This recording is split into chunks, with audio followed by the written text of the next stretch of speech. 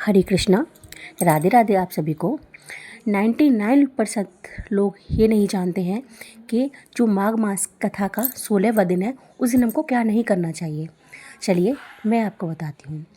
प्राचीन काल में नर्मदा तट पर एक निर्धन लेकिन अत्यंत श्रद्धालु ब्राह्मण रहता था। उसके पास धन नहीं था और उसका जो हृदय था वह भक्ति से भरा हुआ था।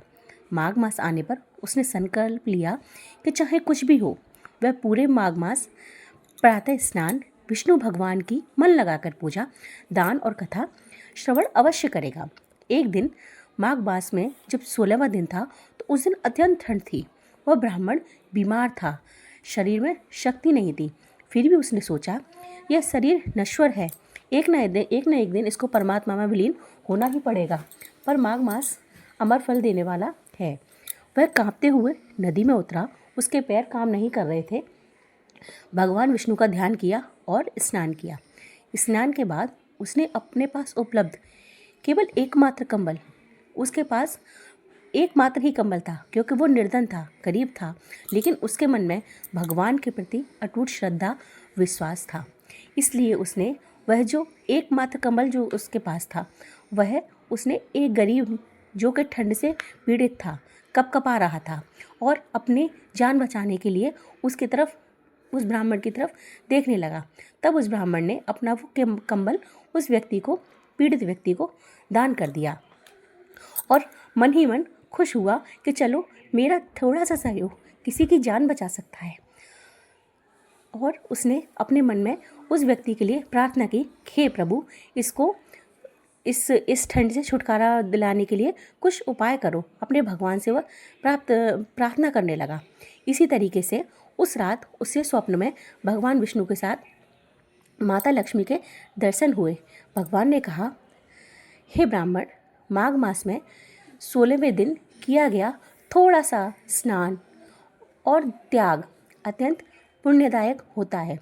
तुमने अपने कष्ट की परवाह ना करते हुए जो दान किया है उससे हम अति प्रसन्न हैं, क्योंकि तुमने अपने बारे में ना सोचकर उस निर्धन ब्राह्मण के बारे में सोचा है। यही जो तुमने बस इतना सोच लिया, यही एक पुण्य आत्मा को दर्शाता है कि व्यक्ति के अंदर से उसकी आत्मा कितनी पवित्र है। अपने पास ना होते हुए भी उसने उस निर्धन ब्राह्मण की रक्षा की, उसके प्राणों की रक्षा की, क्योंकि अगर उस दिन वो कंबल उनको दान नहीं करते तो शायद उस निर्धन गरीब ब्राह्मण की जान चली जाती। इस तरीके से कुछ ही समय में ब्राह्मण के जो सारे दुख थे वो दूर हो गए।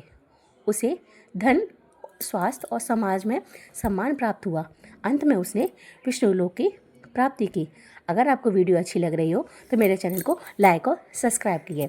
अब इस कथा से हमको क्या शिक्षा मिलती है? माघ मास में थोड़ा सा भी श्रद्धा भाव सबसे पुण्यदायक होता है। त्याग और दान भगवान को शीघ्र प्रसन्न करते हैं। माघ मास में एक भी दिन किया गया छोटा सा काम भी हमारे जीवन में अत्यंत पुण्य, सुख और शांति ला सकता है। इसलिए इस दिन हमको भगवान विष्णु का स्मरण करते रहना चाहिए और अपनी सामर्थ्य अनुसार हमको दान भी देना चाहिए, जिससे कि हमको पुण्य और मोक्ष की प्राप्ति होती है और हमको रोगों से मुक्ति मिलती है, दरिद्रता का नाश होता है। इस तरीके से अगर हम माघ मास में प्रतिदिन ऐसा करते हैं तो हमको बहुत जल्दी सुफल की प्राप्ति होती है।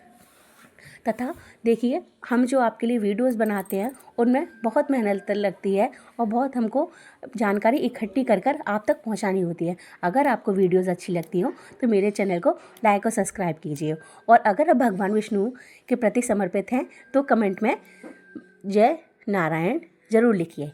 राधे राधे आप सभी को।